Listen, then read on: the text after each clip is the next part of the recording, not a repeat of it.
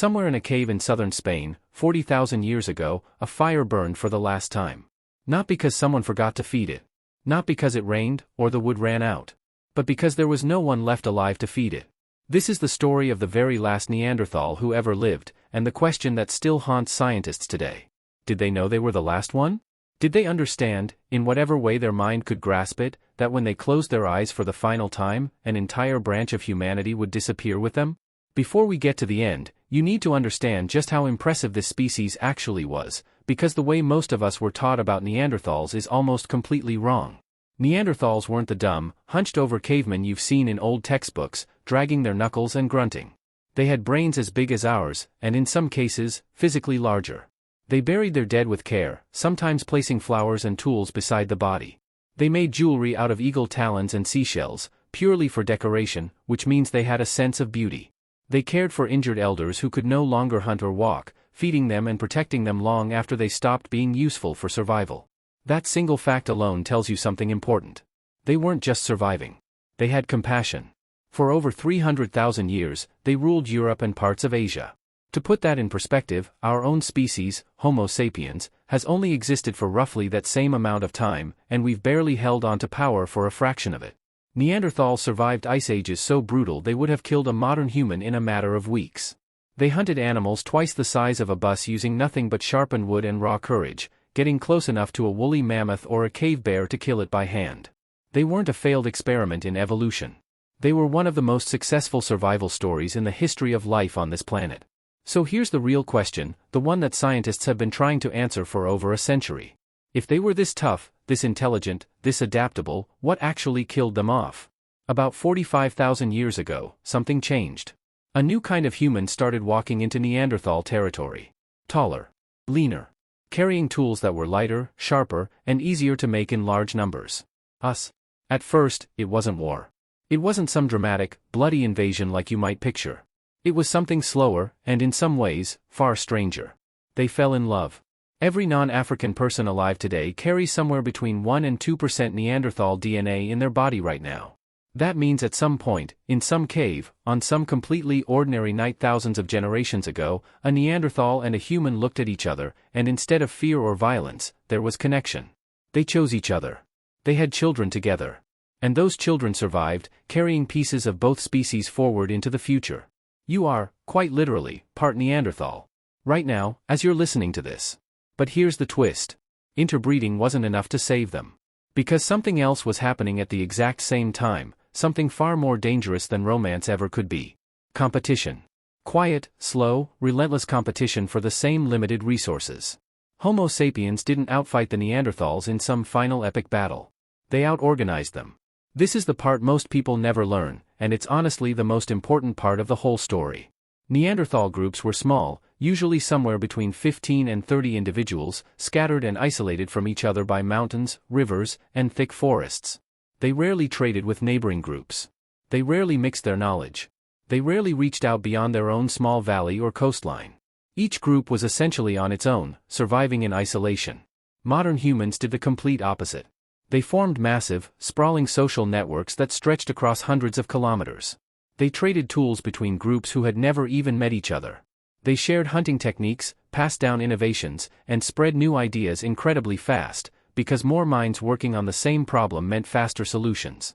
Now imagine two survival teams hunting the exact same shrinking herd of mammoths across the same stretch of frozen tundra. One team has 20 people, no outside help, and no backup plan if the herd moves somewhere else. The other team has hundreds of people spread across dozens of connected camps, trading tips, tools, and territory, adjusting their strategy every single season based on what everyone else has learned. Who runs out of food first? Who survives the next brutal winter? The answer becomes obvious pretty quickly. Slowly, generation after generation, Neanderthal groups didn't get wiped out in some dramatic final battle you'd see in a movie. They got out-competed into extinction, one hard winter at a time.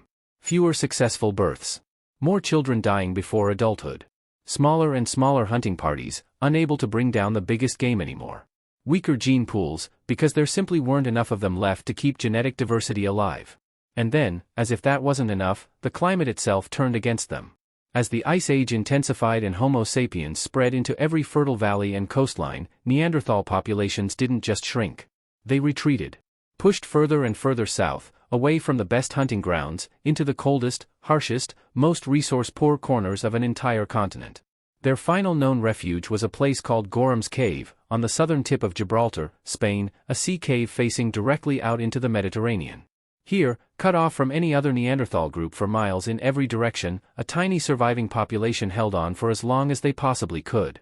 Evidence found in this cave tells the story in painful detail.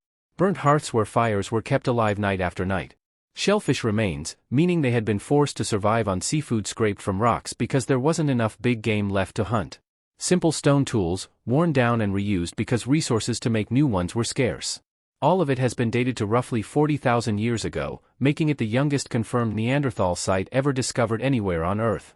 Picture the scene for a moment. A small handful of Neanderthals, maybe just one extended family by the very end, living at the absolute edge of a continent, with nowhere left to retreat to. The ocean stretching out endlessly in front of them. A world that no longer had any place for them stretching out behind. We will never know their name.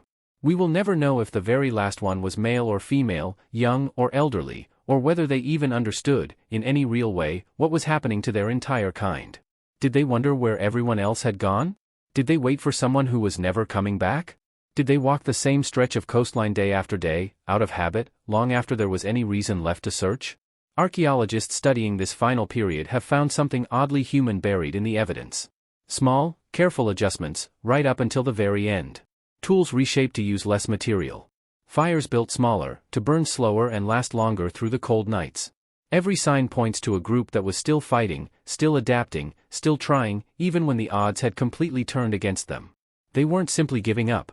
They were doing everything they possibly could with what little they had left.